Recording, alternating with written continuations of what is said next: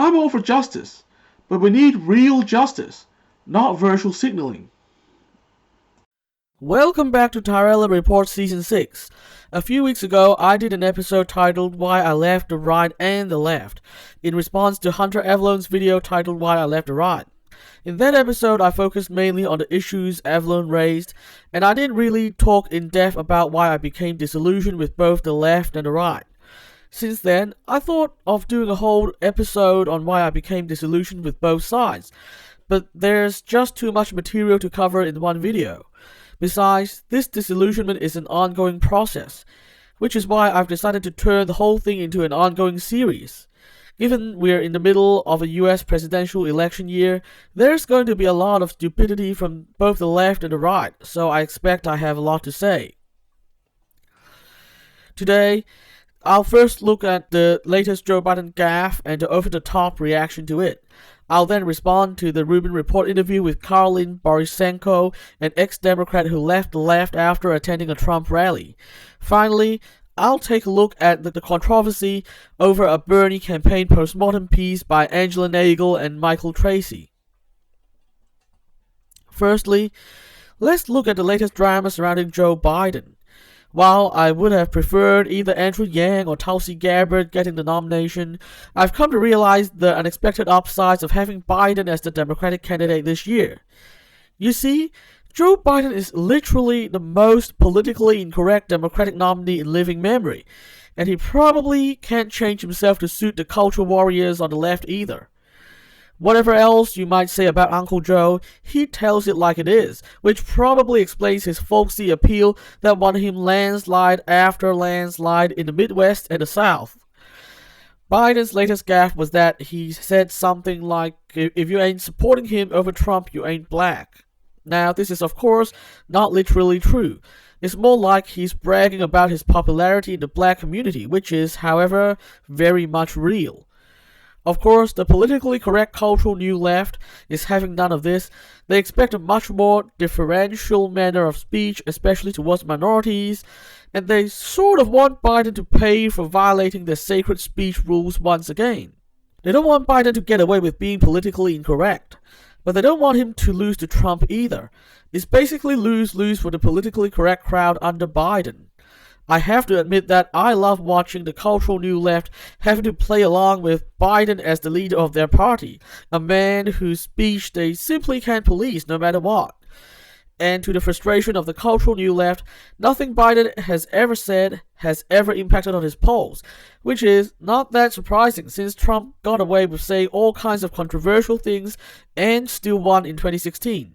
The fact is, people vote on policies. Words don't actually have the power postmodernism says they have. Manner of speech don't matter that much for most people at the end of the day. In fact, I suspect Biden's gaffes may be part of his enduring popularity because, let's face it, most people just aren't into Hillary Clinton levels of political correctness. On the other hand, it's fun to watch parts of the right who have been posturing as the biggest defenders of politically incorrect speech suddenly turned into SJWs at the sight of Joe Biden. Even Fox News has gotten into line, showing clips of Biden's politically incorrect gaffes, and getting someone on to complain that Biden ain't woke. So, Biden ain't woke. We all know that already, and I thought that the right wasn't into performative wokeness. Well, I guess Biden's existence exposed the hypocrisy, which I guess explains why much of the right never enjoyed the prospect of Biden being the nominee.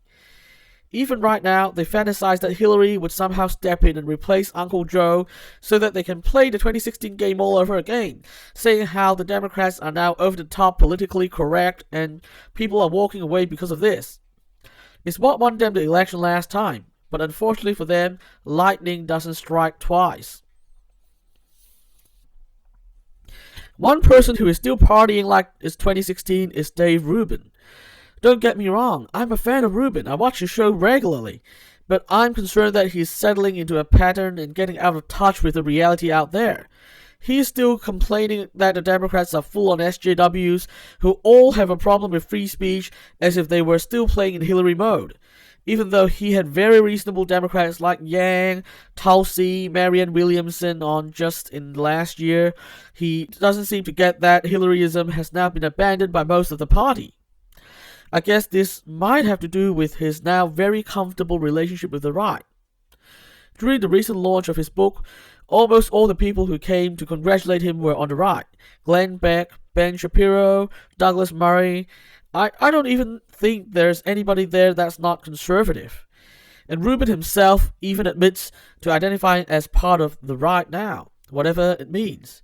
Well, it probably means that he is swallowing the conservative Kool-Aid, willing to believe that the Democrats are still the party of Hillary circa 2016 no matter what. And he's got plenty of guests to reinforce his outdated view, including just last week Dr. Caroline Borisenko, who presented a view of the so-called left where people are always outraged, can't get along with people who disagree, and have Trump derangement syndrome all the time. But then, Borisenko lives in New Hampshire, the only non-caucus state where Biden didn't finish in the top 2. In fact, Biden had his worst result there in this entire primary, coming in 5th behind Elizabeth Warren. Looks like New Hampshire just isn't representative of America as a whole. Perhaps they are still SJWing like it's 2016 over there, but in the rest of the world, SJWs just aren't much of a thing anymore, except for those on Twitter and those on Fox News attacking Biden all day long. When Rubin went on to ask Dr. Borisenko why the left is so unreasonable nowadays, she basically answered with Ben Shapiro's standard answer. The left is about feelings, and the right is about facts. Well, I certainly agree that the left is often clouded by feelings. As I said, look no further than how the culturally woke left is now struggling with having to rally around a politically incorrect Joe Biden. But I don't quite agree that the right is that factual. For example, in the past 2 days, I've seen quite a few self-identified libertarians say that libertarians should support Trump this year because he's even better for libertarianism than the Libertarian Party nominee Jo Jorgensen. I frankly don't know much about Ms. Jorgensen at this point. I'm still surprised she got a nod over Hornberger, but I trust that she wouldn't get us worrying about a potential war with Iran like Trump did earlier this year. Not even Joe Biden would have gotten the world into that situation. And somehow, some people are trying to tell us that Trump is best for libertarians. That's really a case of putting feelings over facts of the highest degree. Of course, the left is just as guilty of putting feelings before facts. As I said, the left and the right are both very unreasonable camps nowadays, which is exactly why I left both the right and the left. Last week, Angela Nagel, one of the few remaining independent-minded political commentators, wrote a piece together with Michael Tracy in which they dissected the Bernie 2020 campaign and made several conclusions from that, including how pandering to the inner-city cultural radicals has made the campaign less attractive to working-class people. They're not even the first to complain about this. Right after Bernie dropped out, there were plenty of articles saying how Bernie rallies had too many weirdly dressed people handing out obscure communist literature and angry people who were just too unpleasant to talk with. Compare this image to the kind of people who attend Biden rallies. You wouldn't find anything but normally presenting, everyday, hard-working people at Biden rallies. No wonder Biden solidly won the Middle America vote. Now, Nagel and Tracy were much gentler than myself in making their point, but this still upsetted a lot of inner-city DSA types. You know, the kind of people who were caught at last year's DSA conference objecting to people saying ladies and gentlemen.